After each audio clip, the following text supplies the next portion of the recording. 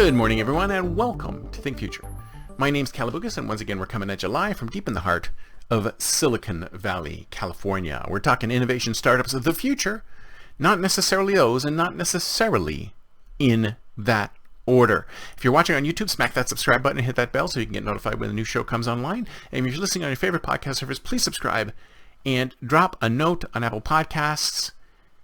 Drop a review on there. If you like the show, that'd be great. Otherwise, let me know. Chris@hellofuture.co. What was I going to talk about today? Oh, yeah. Human nature. Human nature. Don't we all love human nature?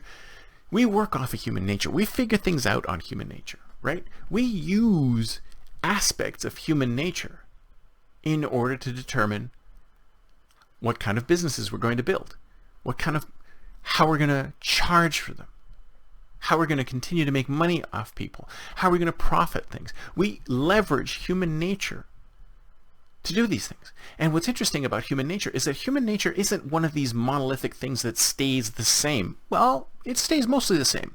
Aspects of it change. But mostly human nature is the same. And one of those things that's interesting about human nature is that we're social creatures. We like knowing what's going on around us. We like hearing about what's happening around us. We like being part of the crowd. We hate being the only one or the first one in anything. We hate being the vanguard. Well, most of us hate being the vanguard. I'm okay with it. I like being first.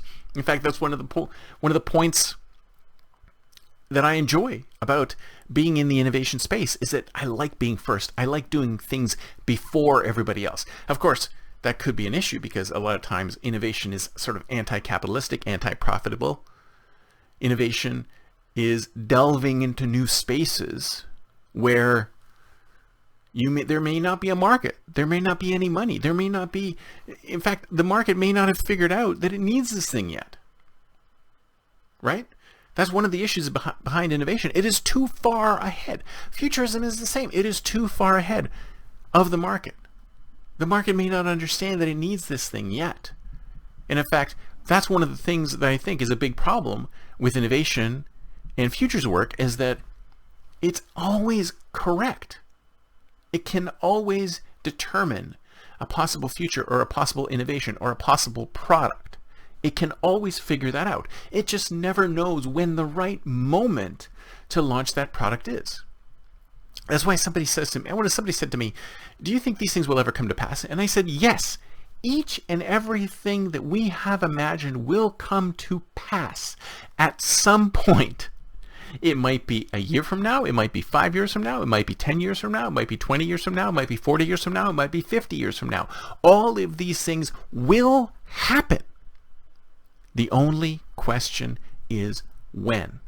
And the only driver, or the typical driver of when these things will happen, is that when we can make some money off them.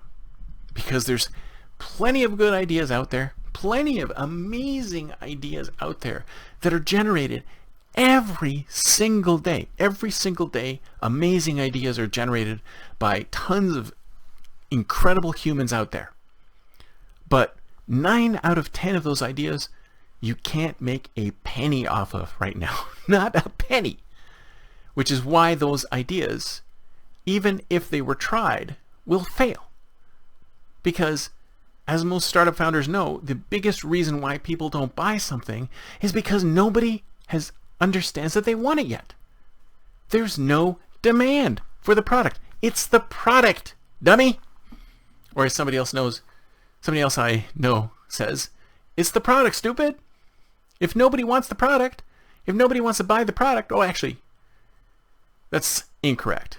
People want the product. They just don't want to pay for the product, right?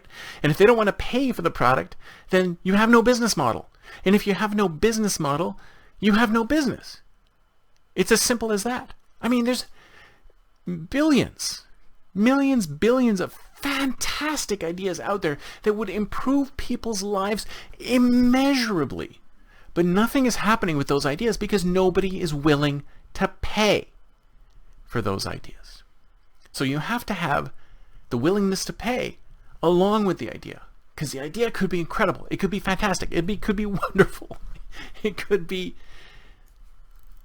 a godsend. But if no one is willing to pay for that idea, not even a penny, that's something I could get for free. If I could get that for free, why should I pay for it? That's why I think there's money in curation. Because if you look at curation, curation is so broken. So broken. I mean, we all, as poor users out there on the internet, we have to take days and days and days to research things before we can get any kind of relevant answer from it. We're not in a, it's basically a 99% lie, 99% junk, 99% spam. If only there was some way to curate all of this stuff and give us the real truth. Give us pretty much what we want. I mean, there are systems to do that. I'm sure that there are systems to do that, but is there a profit in it? Probably not. Probably no profit in it, and that is why it's like we're Ferengis. We only care about profit. If there's no profit in it, why are you doing it? But I digress. So I was talking about human nature, and I was talking about laziness. I was talking about working with human nature. And I think what happens is a lot of times we exploit human nature.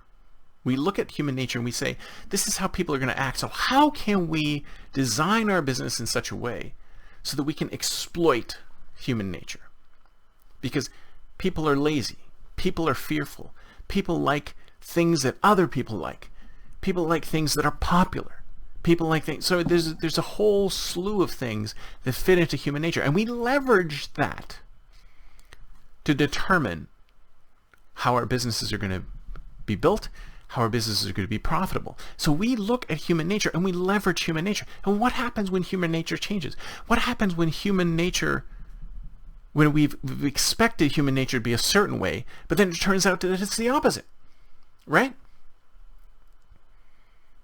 Like, for example, people say in surveys that they care about a certain thing. So we build our businesses around this certain thing. And then when it turns out, when the rubber meets the road and you build this thing and you put it out there, suddenly people don't pay for it or they won't care about it. This is why it's so important to have an MVP. This is why it's so important to actually build a real business that's out there that you can get people to pay for. And if you can get people to pay for this business, then it may be a winner. But it's unfortunate that innovation and capitalism don't meet a lot of times. You can't have innovative new ideas and innovative new businesses that work the same way. I mean, why do you think there's so many storage companies like Box and Google Drive and Microsoft OneDrive? Why do you think there's so many CRMs out there like Salesforce and HubSpot and this and that? It's because they know that this business is profitable. So tons and tons of copycats come into the same type of business. So why do these copycats come into the same business? Because they're trying to make some money off the same set of customers. They're competing in this field with all the other customers because they know that there's a market there. But that's not the trick to the billion-dollar business. That's not the trick to the unicorn. The trick to the unicorn is to find that new market, that expanding market, that exploding market that may not necessarily be there. And that's where innovation lies. But you've got to look at it through the lens of human nature. You've got to look at the lens of something new and novel, and you have to look at through the lens of profitability. What are people willing to pay for? And that's how you leverage human nature. That's it for me for today. See you next time, and until then, don't forget to think future.